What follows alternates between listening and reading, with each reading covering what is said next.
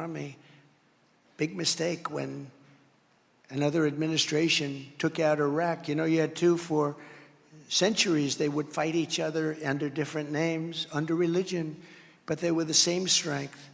And they'd fight and fight and fight, and then they'd relax, and then they'd fight and fight and fight. This went on for centuries.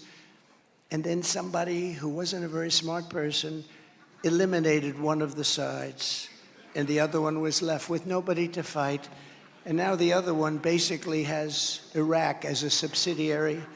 And Iraq is very rich, and so is Iran very rich. When I was there, Iran had no money. Now Iran has $350 billion, all made in 3.5 years. They took off the sanctions.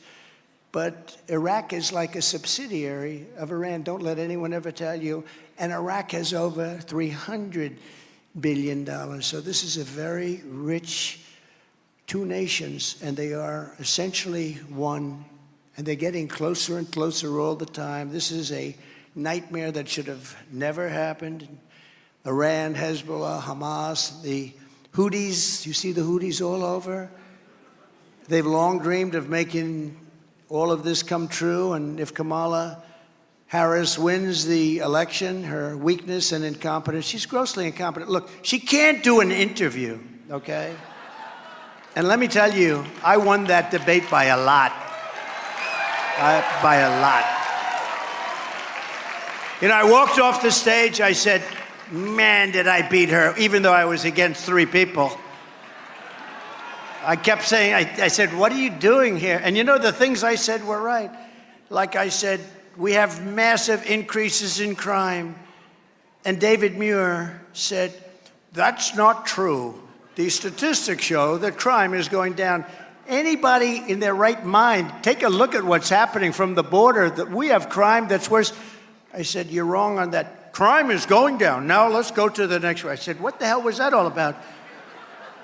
I only have one regret, that I wanted to be elegant and I didn't want to attack the anchors, which would have been very easy to do. So I didn't attack them, but I should have attacked them because it was 3-on-1. It's like a basketball game, 3-on-1. It's very hard. But we did well. And you know what? Since the debate, we're getting great kudos because they're analyzing the debate. They say, you know, Trump was right. I was right on everything. She made up all these stories, a bloodbath story. She made up all of these stories. It's disgraceful. And that's the problem we have. We have a fake media, and so we have to fight harder, and we have to be stronger, and we have to be much smarter.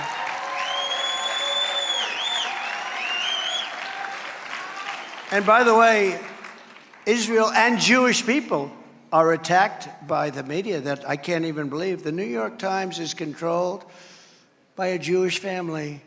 I don't think there's anybody worse to Israel than the New York Times is. I read articles about Israel that I know are false. The New York Times and plenty of others. So my message today is very simple. If you want Israel to survive, you need Donald J. Trump as the 47th president of the United States. It's a very simple message. Very, very simple. Right? You.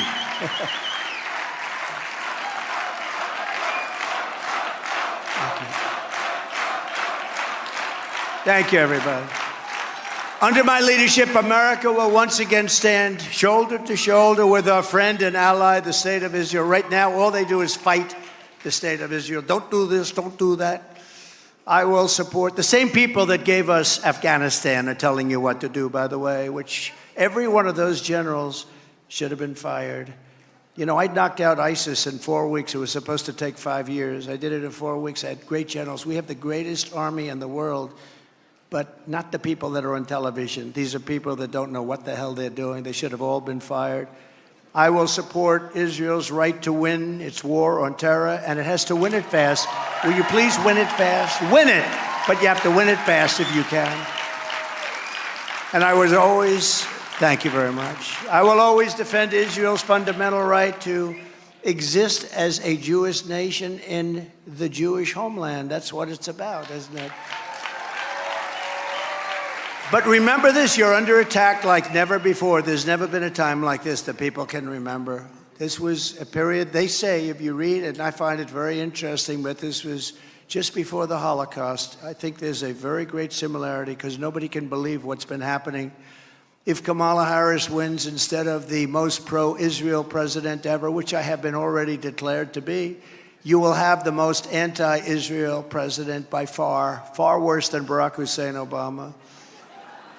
Over the past 12 months, Kamala Harris has repeatedly demanded an immediate ceasefire to save Hamas. She wants to save Hamas. Meanwhile, she and Biden deployed U.S. military to build a $230 million pier to resupply Hamas. The pier didn't work out too well. Every time there was a little rough weather, the thing got ripped apart. Those of you in the real estate business know what I'm going to say. Those contractors made a hell of a lot of money. 230 million every time there's just a little rain. It blew apart. Wonderful job. This was not General Patton's bridge. General Patton knew how to build them. He built them fast and cheap. Kamala Harris has even suggested that she would consider imposing a full arms embargo against Israel, and what she wants to do. One thing about politicians, like she wants to defund the police, she wants to do all these things, no fracking, you know, now she wants fracking. No fracking. For 20 years, there will be no fracking. And then she's a chameleon. He said, that's true. She just yesterday reaffirmed her support for blocking major arms shipments, as you know, to Israel. She blocked them.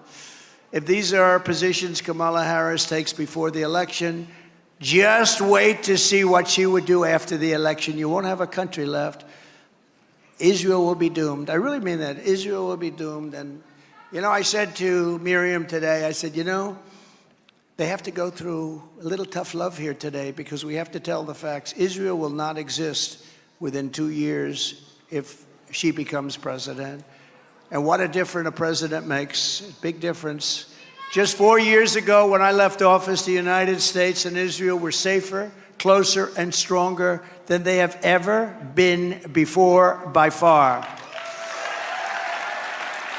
Under my leadership, we totally obliterated the ISIS caliphate. We terminated its founder leader, al-Baghdadi.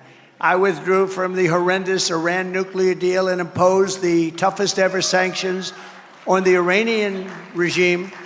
They had no money. They wanted to make a deal. The saddest part, they had no money. They wanted to make a deal. And these guys came in and they never made a deal. You could have made any deal, but now they're rich again because he took all the sanctions off and everybody started buying, in particular China. China went from buying nothing under Trump to buying billions and billions of dollars of oil a month.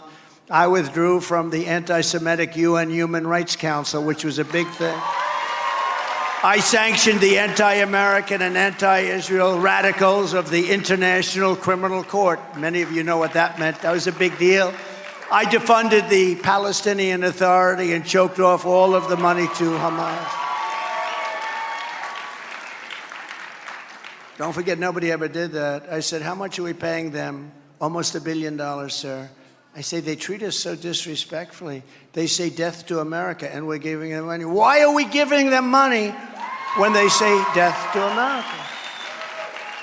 So I said, how much money do we give them? Almost $1 billion. I said, tell them they're in default. You're not supposed to treat us that way when we give you money. Tell them that they won't be getting money anymore until such time as we make a deal. And I will tell you, we had them very, very close, and then we had an election that really hurt it, and too bad. But we did do the Abraham Accords and other things, but I would have even preferred to do this. We would have had something done. Just as I promised, I recognized Israel's eternal capital and opened the American embassy in Jerusalem. Jerusalem became the capital. I also recognized Israeli sovereignty over the Golan Heights. You know, Miriam and Sheldon would come into the White House probably almost more than anybody outside of people that worked there. And they were always after, and as soon as I'd give them something, always for Israel. As soon as I'd give them something, they'd want something else. I said, give me a couple of weeks, will you please? But I gave them the Golan Heights, and they never even asked for it. You know, for 72 years, they've been trying to do the Golan Heights, right? And even Sheldon didn't have the nerve. But I said, you know what? I said to David Friedman, give me a quick lesson, like 5 minutes or less on the Golan Heights. And he did. And I said, let's do it. We got it done in about 15 minutes, right? 72 years. You know, for 72 years, it's true. Planes would fly in, fly out, fly in. In the old days, there weren't such nice planes. But they'd fly in every year. They'd have a meeting on the Golan Heights. They'd have lunch. They'd have dinner. They'd have this. They'd have that. They'd leave. Nothing would happen, right? And then one day, Trump came along, and it was done very quickly. 4 years ago, last Sunday, we signed the historic Abraham Accords. It's a big deal. And secured peace in the Middle East. That was peace in the Middle East, really. 4 very strong countries, and we would have had all of the countries signed. I'll even make, we would have had, in my opinion, I know this sounds ridiculous, I believe Iran even would have signed because of all of the benefits and all of the trade and all of the other things. I believe that, but we won't get a chance to see that because the 4 countries are still 4 countries. Within 6 months, we would have had just about all of the countries done. Biden and Kamala have done no countries into the Abraham. It's still there with the 4, but nothing's been added to it. It's a shame. But from the moment Kamala got to the White House, she and Crooked Joe took over, historic successes, and turned them into unprecedented failure and peril. You know that.